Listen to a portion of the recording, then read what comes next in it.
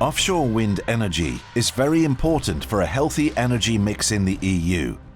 However, operation and maintenance is very expensive. Costs can add up to 30% of the total energy cost. It's difficult to get there, as far away from the coast. You must rent a boat, also use helicopters. The meteorological conditions can be not so good to get to the platform.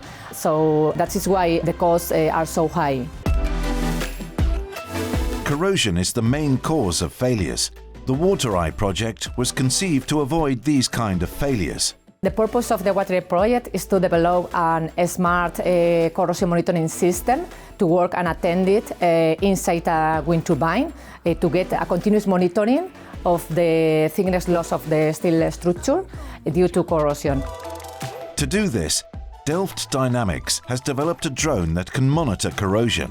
The drone has rotor guards around the rotor blades, and on top of the rotor guards we have a special sensor placement system which is able to house an ultrasound sensor, so the drone can push against the wall to take an ultrasound measurement on a certain spot in the wind turbine tower of the wall thickness. The drone collects and sends a lot of data to an onshore database. This data can be translated into wind turbine and wind farm strategies and control tools.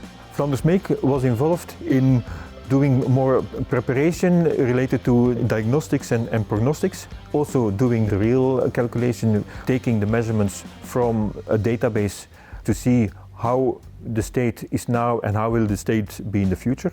And we also made a demonstrator to validate the result of the project. The results are very promising, and I believe that it could be in the market in 5-10 years.